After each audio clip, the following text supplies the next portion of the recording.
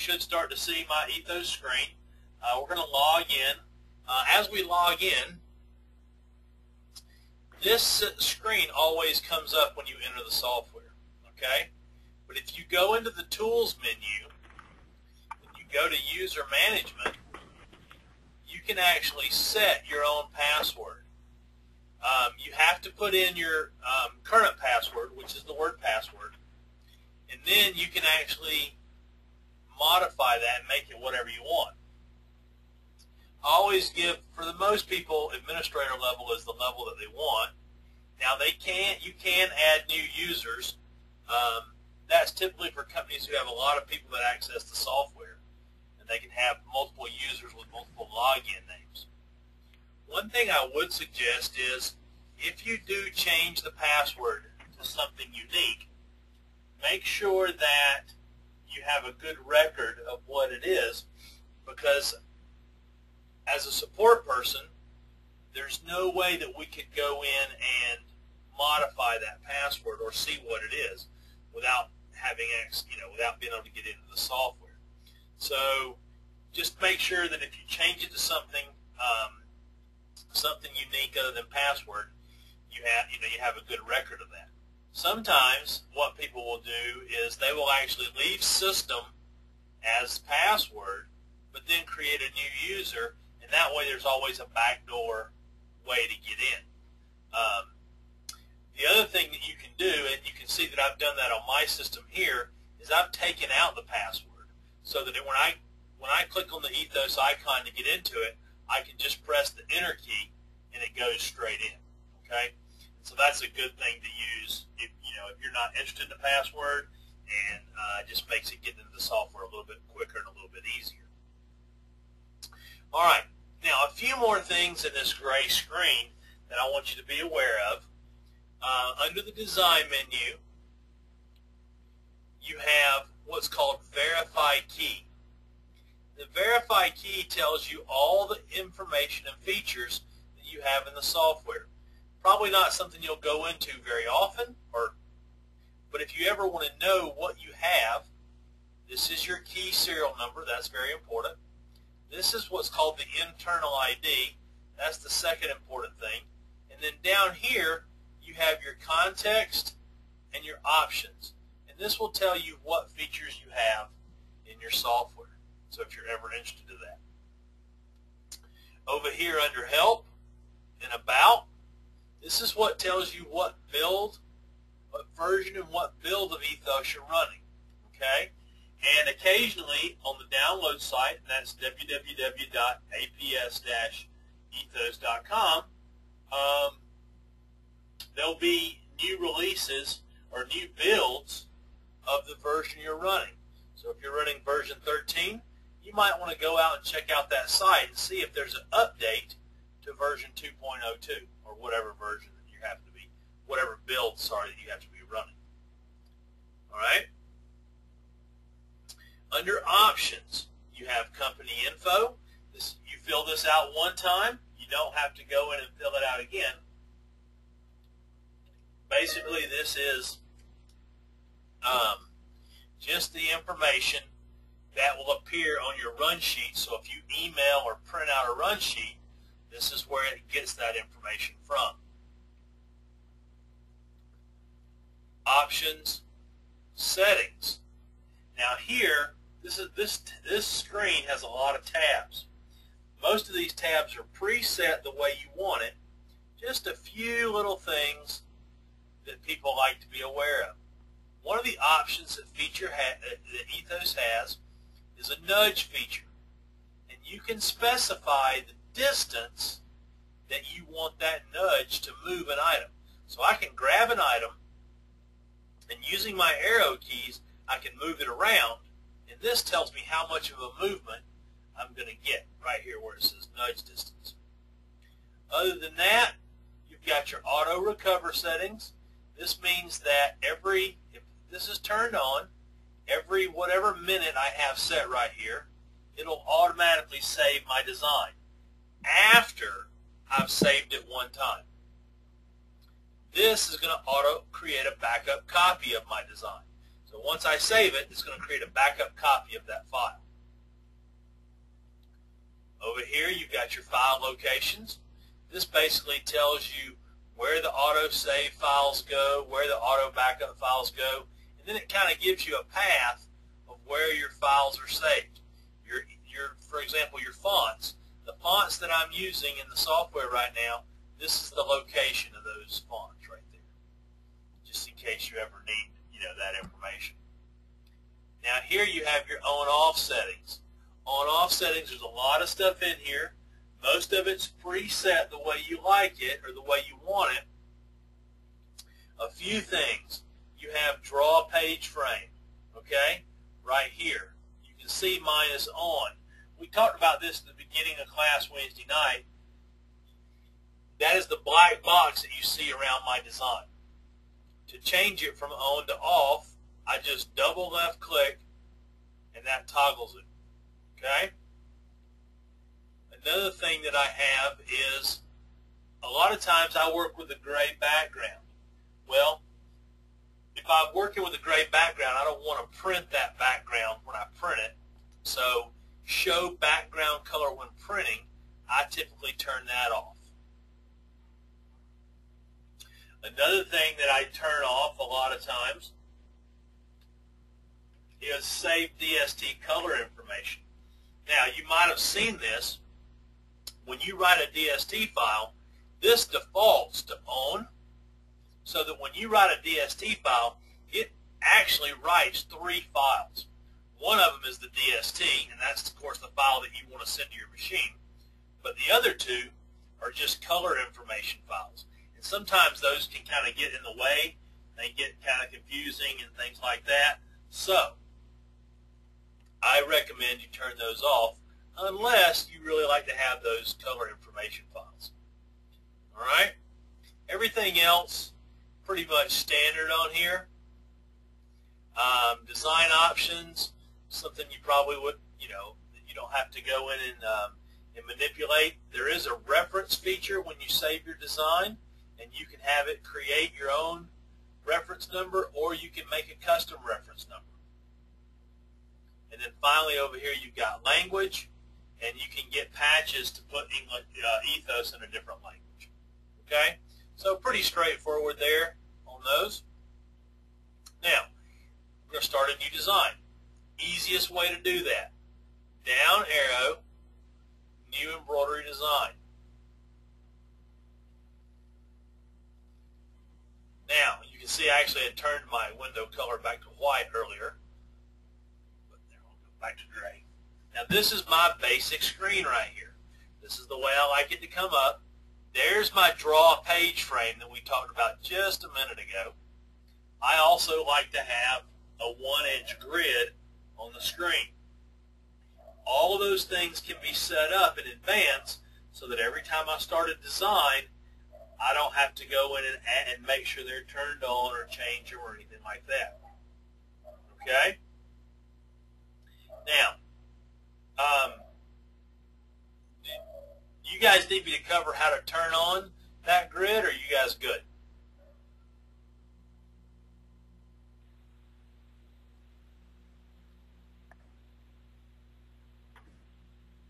Good. Okay. All right. So, moving on. Now, base. This is, again, we're going to talk some base. How do you use some of the tools around this toolbar? Okay. And we're going to kind of go through some of these tools.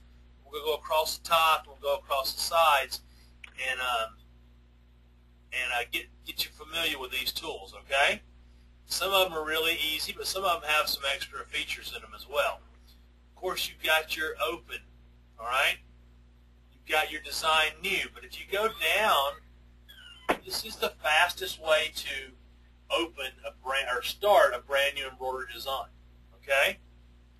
You've got your save, and you've got your browser. Now, if you've never been in your browser or you're not too familiar with that, once you click on it, of course, you've got these tabs up here. The design that I had open is still sitting here open, all right, right here. But this is my database.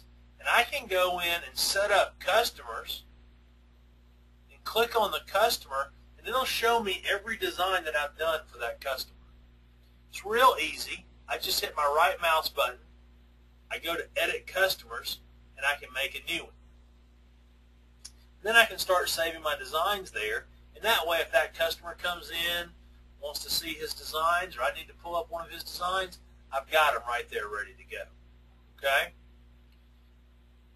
Now, so I'm going to close this. I'm just going to go to the X right here. We're back to our design. We're going to continuing on. This right here will just, this is your a quick way to launch the ApS Ethos website. Okay? Now, moving on, you've got cut, copy, and paste. Standard Windows cut, copy, and paste. Control X is cut, Control C is copy, and Control V is paste. Now, I'm just going to put a circle on the screen, a fill stitch circle. Now, I want to copy this, copy, paste. Now, here's my sewing sequence. This was the first one I made. This was the one I pasted. So it's going to sew this one first and this one second. Anytime you use this paste option, it pastes it to the end. Okay? So if I hit Control V, I'll be on for an hour. now I've got the third one, and again, now it's 1, excuse me, 2, 2, and 3. Okay, so that's your sequence. Copying and pasting. This is also how I merge designs together. If I've got a design, and let's just go down here and grab something.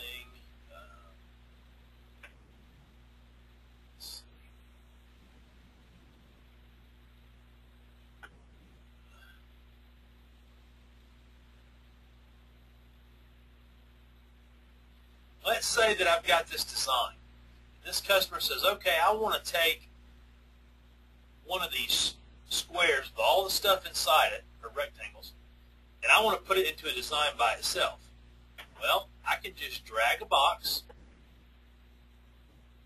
copy, go to my new design,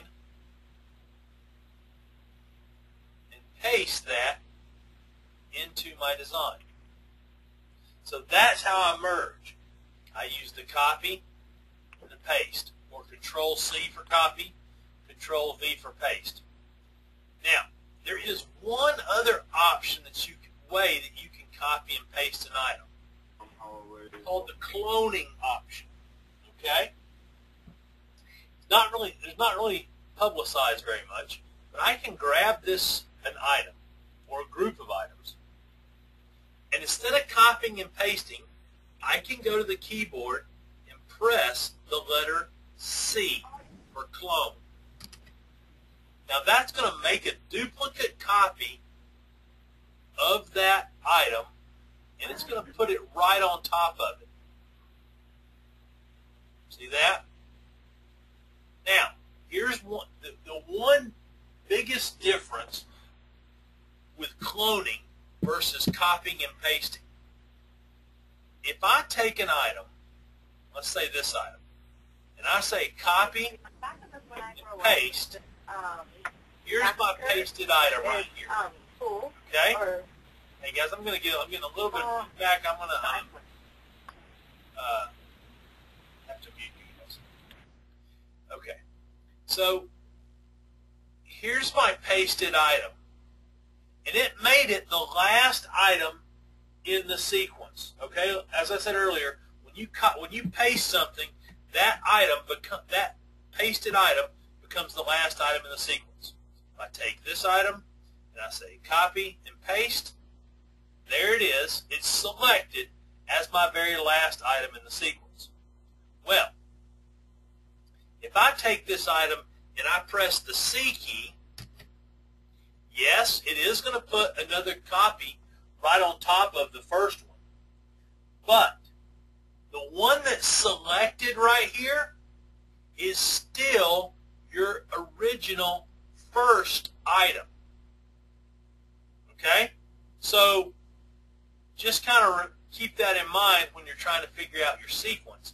If you use the C key for cloning, the one that you have selected was the one that you originally selected to start with. If you use copy and paste, the one that's pasted, this one is the last item. So it's kind of opposite the way they work. Okay? All right. Now, I'm going to do this. I'm going to select a bunch of these and get rid of them just so that we can clean up our screen a little bit. And we'll continue on. So there's cut, copy, and paste. That's how we merge. We also have the Control-C, Control-V, and we also have the clone option. You've got your print. Pretty standard, okay? But let me tell you a little bit about print. If I go to Design and Print Setup, I have all of these different printer files that I can select from. Some of them are similar, some of them do something different. For example, tile. This will let me tile a design onto multiple pages. Title 1-to-1. This puts just the name of the design and then the design in 1-to-1 scale, and that's it. Standard icon US is the most common. Okay? Have you guys printed a run sheet out of Ethos?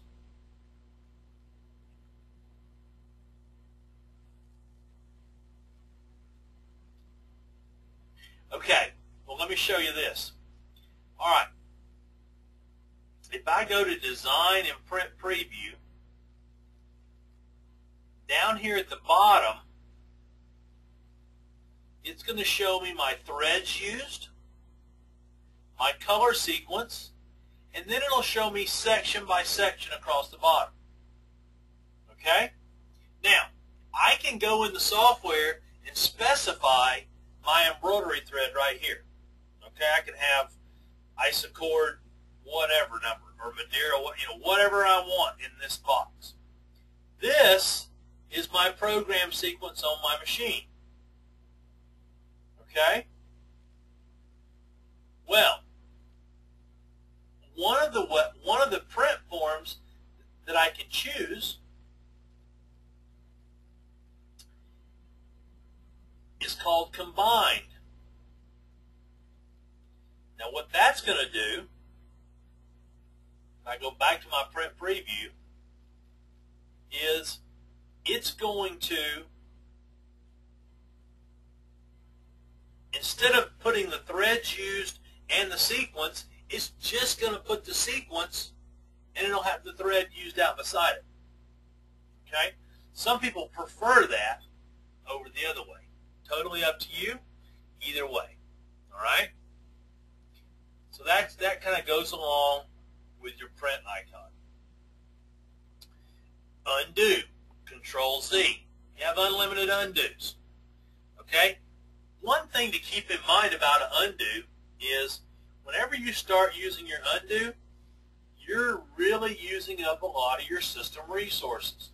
I'm not saying don't use undo, but the more you do it, the more you're using up system resources within your computer, okay? And so, I had a customer one time that was having a lot of issues with crashing. We couldn't figure out what was going on, Finally figured out that she would take a design and she would work on it for about an hour. Then she would not decide that she didn't like what she was doing. And instead of just closing the design and starting over or whatever, she would start hitting the undo button. And she'd hit the undo button about 30 times to get back to the very beginning where she started. Well, it was just eating up all of her resources, and then all of a sudden it would run out of resources and the system would shut down.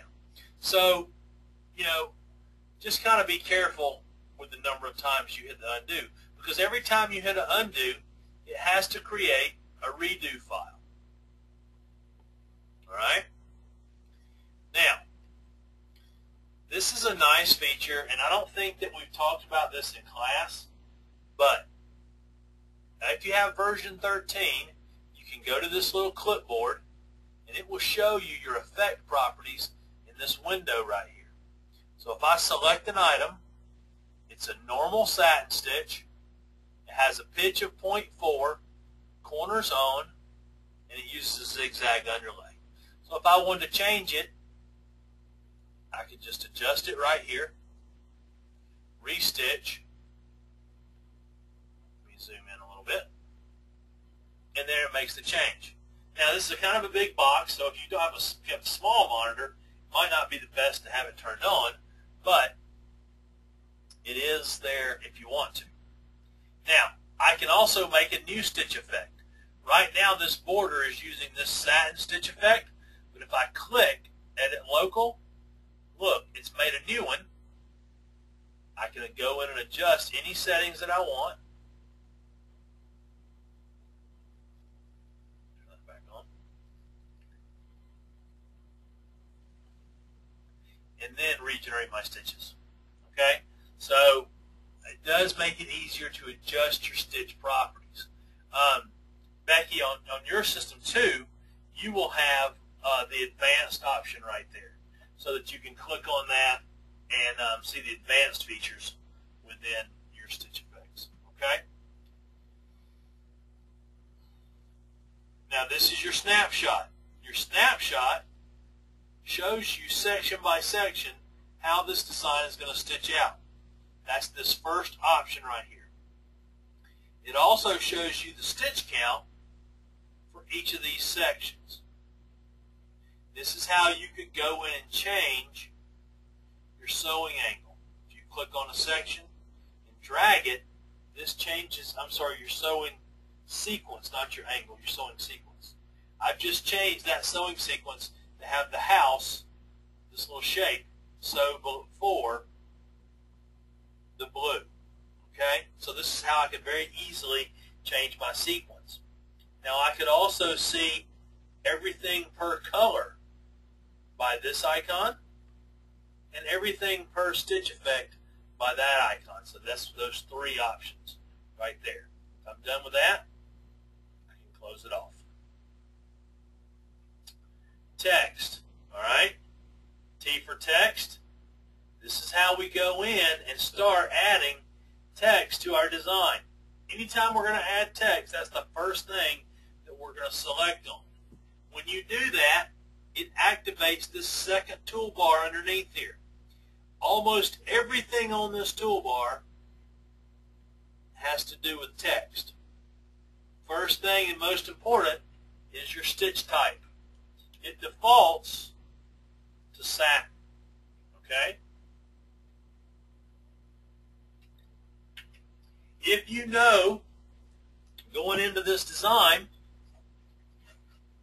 that it's going to be very, very large, towel, jacket back, whatever, go ahead and change it to satin fill. If you forget to change it, or something changes, you can always do it after the fact. But if you know going in, might as well go ahead and set it. These are your 200 plus fonts. The last 5 fonts that you used will appear at the top. After that, it's in alphabetical order. This is your size. You're not limited to the sizes that you see right here. You can either type in any number you want to in there, or you can always click and drag and make your lettering bigger or smaller. I don't recommend going below 4 millimeters. And even at 4 millimeters, not every font is going to work. Okay? There are fonts built in for really small sizes. There is a 5 millimeter Arial Narrow. This font is designed to work at 5 millimeters. There is a small block and small serif. These will work at 4 millimeters. There's a 5mm serif font. Okay? So there are fonts that will work on those really, really small sizes. This is your offset. This is where is how to raise and lower a letter off of an imaginary line. We come in here now. Oops, sorry.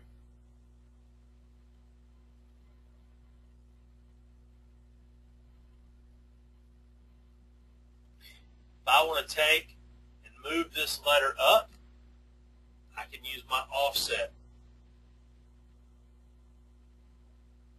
Okay? This right here is my inner character spacing. So if I feel like I need to space letters out more, then I can increase or decrease my inner character spacing right there. This font, or this T rather, opens up my TrueType fonts that I have loaded on my computer. This is my bold. Highlight my lettering by double-clicking inside, turning on the bold option. This is italic. Left, center, and right justification. Line text, arc text, shape, and circle. Now, I'm not going to go through those right now. We'll do those when we do our lettering class next week. But that's how you would put your lettering on a line, on an arc, on a particular shape, or in a perfect circle. All right? All that from T for text. You have the monogram option. Click on M for monogram. First thing, when you click on the M for monogram, you have two categories, fancy and general. You want to use one of these? Double click it. Click in your screen, and then you can type in your 3 letters.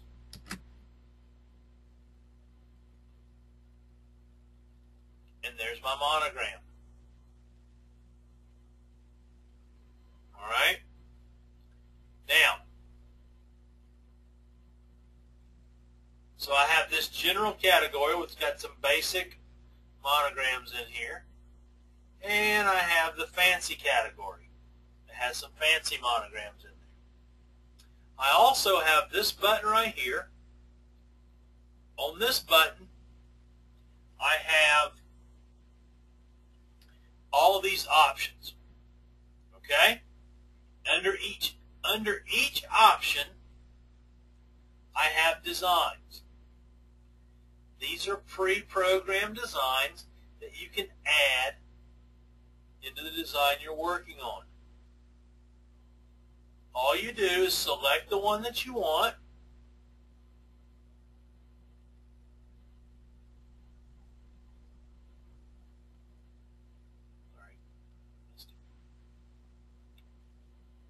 And then left click and drag, and there's the design. Okay? So all pre-programmed, all different categories, you know, your awards, some holiday, some hearts, you know, things like that, shields, stuff they call overs and unders. So all those are pre-programmed in there for you to use. And they're outline files too. If I come in here and zoom in, see, I can turn my stitches off and see my outlines. Okay? Now, they're grouped together so that when I click on one, it clicks on all of them. That is a feature of the software. Tools, group and ungroup. See, if I take this section, everything's grouped together right now. Tools, ungroup, now I can pick each one individually.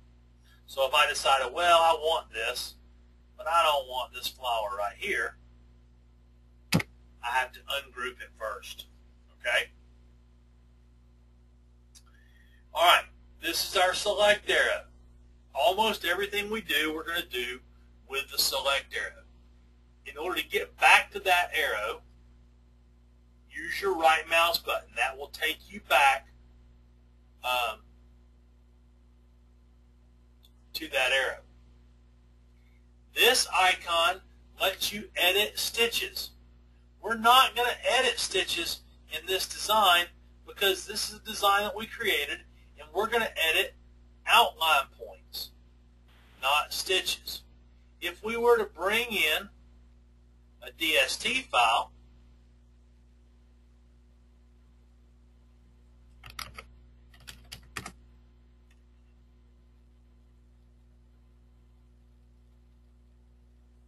and we wanted to edit or manipulate individual stitches, then I would go here. These are actual stitches in the design. This design, because it's a stitch file, I can't go here. Alright, because this is not the file that I created. This file, on the other hand, I can turn my stitches off, select it, and go and edit those outline points. Alright?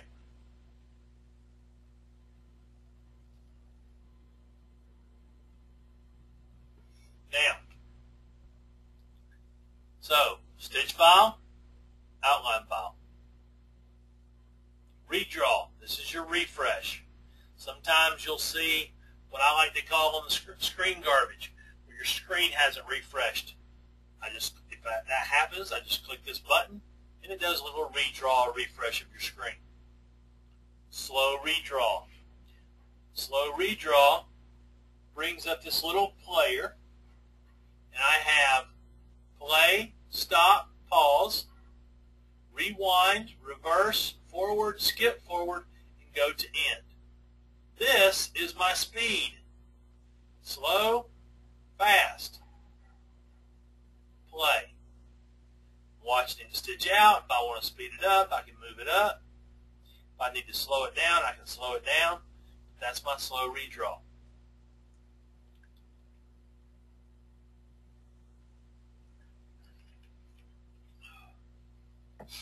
Alright.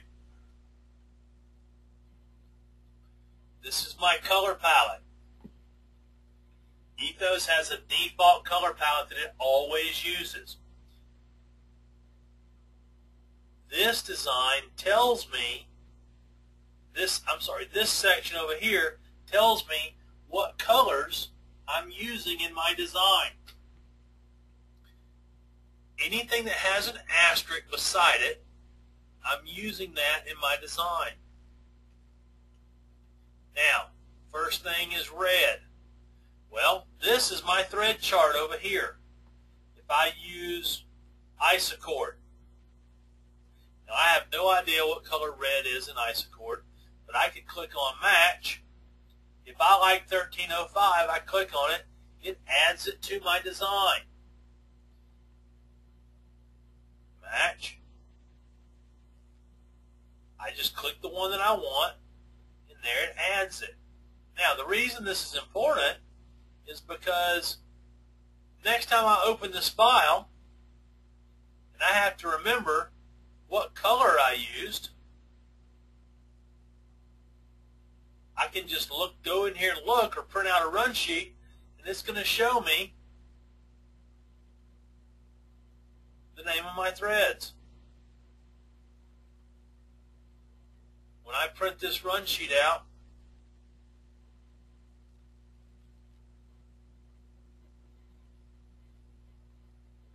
there's my thread names.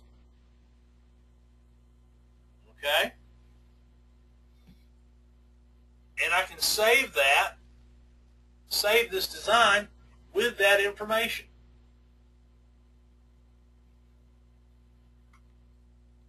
This is my zoom tool. Click on it, and I can do two things. I can left click and drag, or I can move my cursor and just left click. So I can do it either way. This down arrow gives me a few options. If I want to zoom 400%, I can just click it. notice in the middle you've got zoom to scale. Well, here's the thing.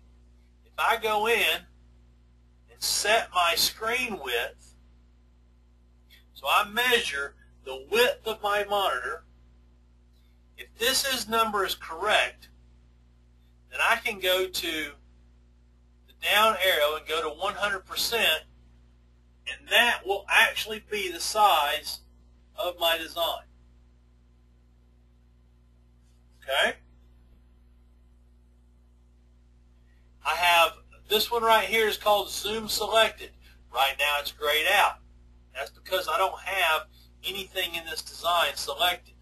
But if I click on an item, then I can go Zoom Selected, and it will zoom around. It'll zoom in to this box. Okay?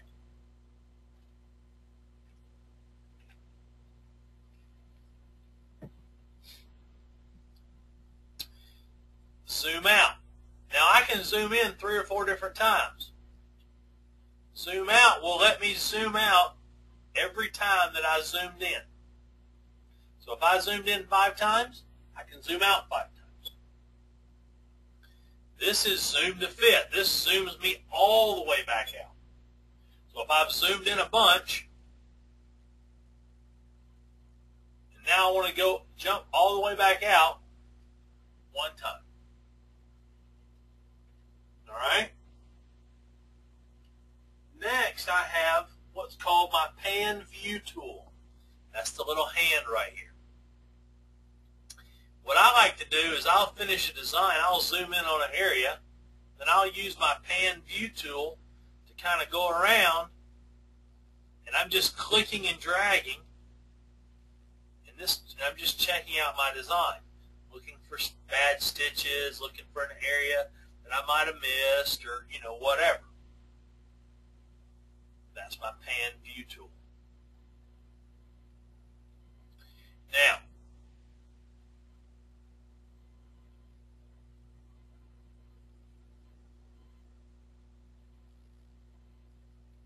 this is my Rotate Shear tool. Notice that my boxes around this flower are squares. Okay? They're filled in squares. Well, when I click on Rotate Shear, now they're open boxes. I can take any one of these points and click and drag and rotate this item around. As I click and drag, it shows me at the bottom of my screen the degree of my rotation. Now, if I already know in my head that I want to rotate it 90 degrees or 180 or whatever, then instead of grabbing one of those points and clicking and dragging, I'm going to press the letter N key on the keyboard. Now I've got my degrees up here. I can pick a degree and say Preview. It's going to show me what it's going to look like. I can click on Free and type in a degree. Alright? So I can do it either way. Right-click exits me out of this command. Okay? Now, this has one other feature, the shear part. Now, I like to use the shear part especially when I'm working with lettering. Select it, rotate shear. Now here's where shear comes in. I can grab this point or this point and left click and drag excuse me, and shear that item. I mean, you got to be careful. There is limitations. Okay? If I try to do that, I'm not going to get a very good quality stitch. All right?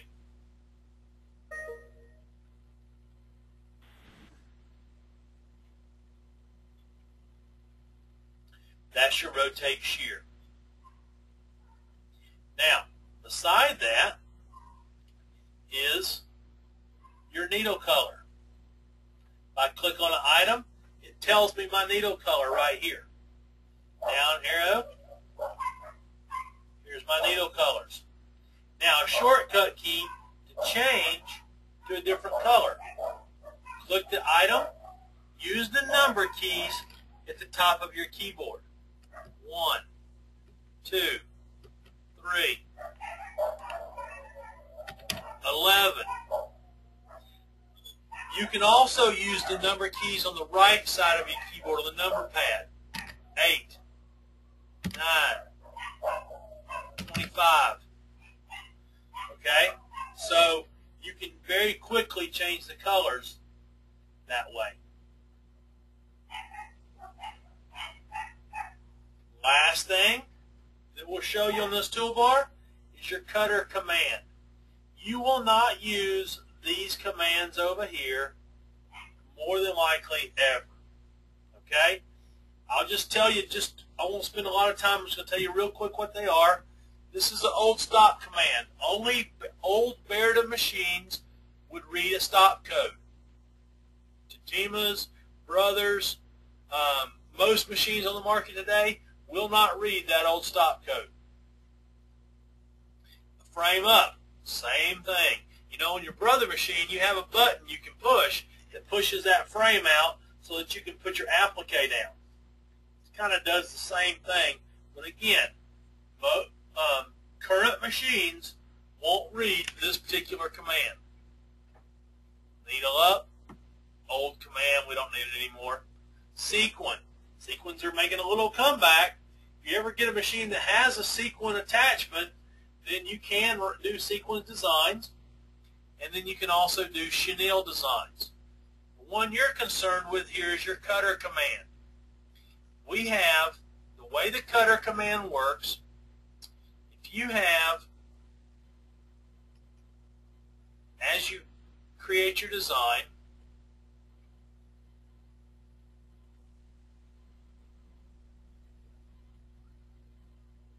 you will see what's called a jump stitch between the areas. Okay? This right here is your jump stitch. Now, the way the cutter command works in Ethos is that you have to select the item that you want to trim before. We know my sewing sequence. 1, 2, 3. That's the way I copied and pasted them. We know there's no trim command between them because we see a solid line. If I want to trim between this one and this one, I selected this one, turn on my cutter command, regenerate my stitches. Now you'll see a a dashed line in between there. I want to trim between this one and this one. I select this one. Turn on my cutter command. See how it looks pushed in? That means it's turned on. I have to regenerate my stitches. Okay? That's how you add a trim into Ethos. Now look, it goes from the S in this letter all the way up to this circle. Okay, select the circle, turn it on, restitch, dashed line. Look over here from earlier today. It goes from this circle to the T in test. Well, the T in test is text. And if I try to click on it, it selected every letter. Well, I don't want to trim between every letter. What am I going to do? T for text. Highlight this T, turn on my trim command, regenerate my stitches. Alright? That's how the trim command works. You always pick the item that you want to trim before. Now, if I did want to trim between every letter in the word test, well, I don't have to pick every single one. I can click on it, turn on my trim command, make sure it's on, generate my stitches. Now look, dashed line, dashed line, dashed line. Trims are all there. Okay? So with lettering, it's a little bit different. I can either do the whole thing, or I can manually select letters and say, I'm going to let me turn it back off. Restitch. I can highlight the E. Turn it on. Regenerate. Now it's only from the T to the E. Okay?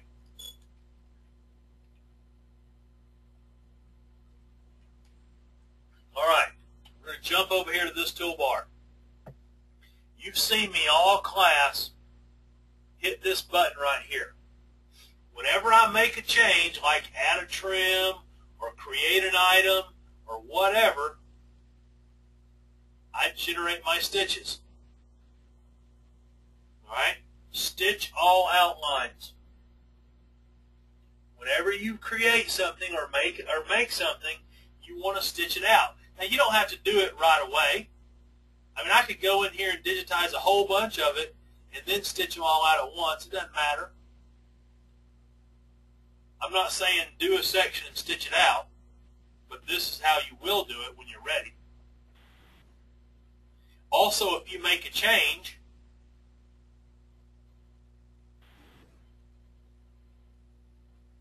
now, before this will have the correct density and properties, I have to regenerate my stitches. Okay? Again, not saying I got to do it right that second, but at some point I do.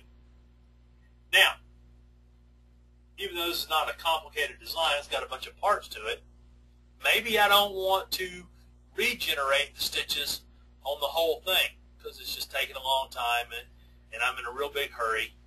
Then I can grab a section and just stitch that section out. I want to see just how this section looks. Oh, it's got a bad spot down here I need to fix. Okay, turn my stitches back off. So that way I can avoid stitching out the entire design. I'm going to do it. And just stitch out the section that I want. Okay? Be careful with this button right here. Watch what happens when I click it. See how that becomes real vibrant? And all of a sudden I can't turn my stitches off? That locks your stitches into place. We'll talk about locking stitches into place on our next class. This button, unless you mean to turn it on, should always look like this right here. Blue stitches, black arrow. This exports your design. I'm a bigger fan of exporting the design this way. When I'm done with this design, I'm ready to put it on a disk, export file, export DST, okay, or memory stick, or however I get my designs to my machine.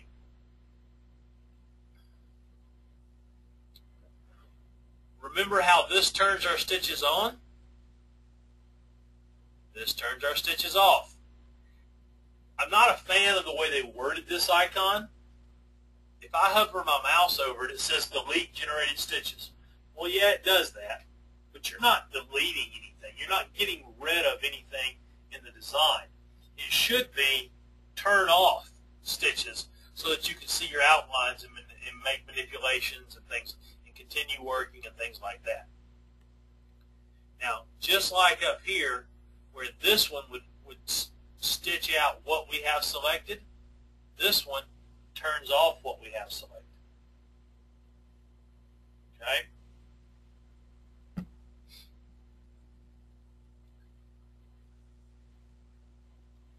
This is our sewing angle for our fill stitch. The only time you'll use this icon is if you're manipulating a fill. This is a fill stitch. I just made it a second ago. I click on the edge of it.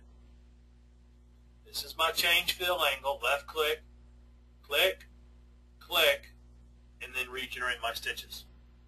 So if I want to change my angle, I select the fill. We'll zoom in. Click on my change fill angle. Anywhere on the screen, it doesn't have to be inside here. Left click, left click, restitch. Okay? We're going to go on down to here. I'm going to try to get these last 4 in before we run out of time. Digitizing a running stitch. If I have to digitize a running stitch, click this icon, tells me it's running stitch. I'm on needle 1, and I can change this if I want to. Left click puts in line points. Middle click, so your middle button on your mouse, or control left click puts in curve points. Now, this is a running stitch. It does not have to be a closed shape. If I'm finished, right click, and there's my running stitch right there. All right? If I want this to be a closed shape, then I have to press the tab key. Right click, and there's my closed running stitch. As I'm putting in points, if I want a straight line, instead of lining it up and then left clicking, I can press the letter O.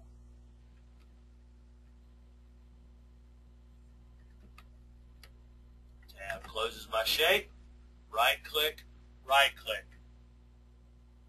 So O key, instead of clicking, is orthogonal. If I want a perfect circle, line point, curve point, tab, right click.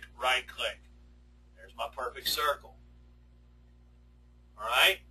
As I'm putting in points, if I realize that I've made a mistake, backspace will back me up.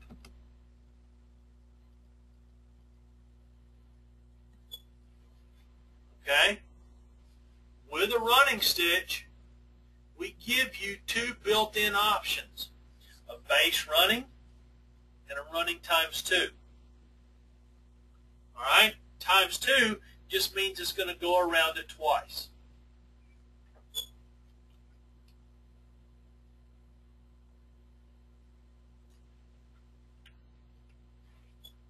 All right. Now, next we have our satin stitch.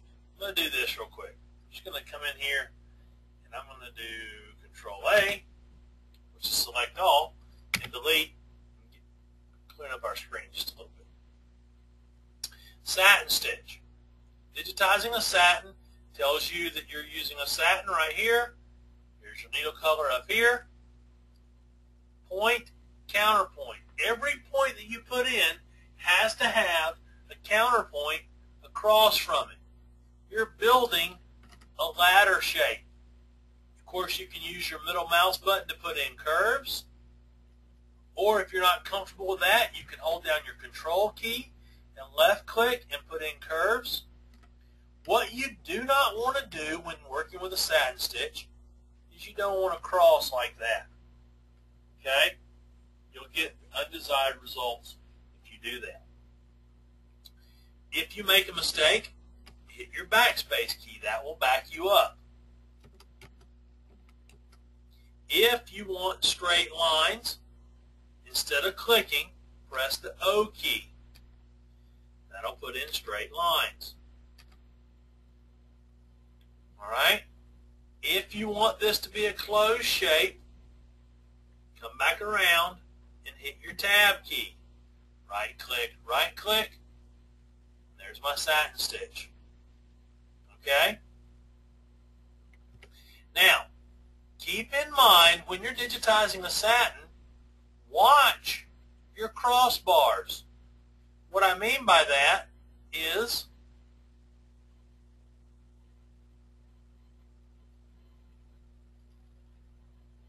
these are your crossbars. Now, when I stitch this out, look how nice my stitches are looking up in here. Looks pretty good. Not bad. But look what happens when I get over here.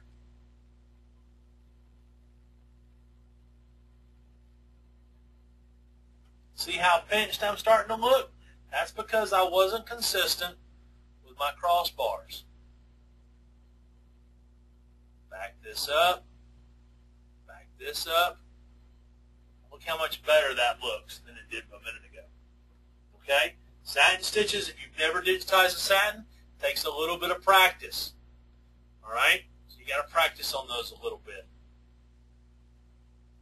It's real common when you're going around a curve to get off and forget kind of where you were. You're going to get an undesired result on something like that.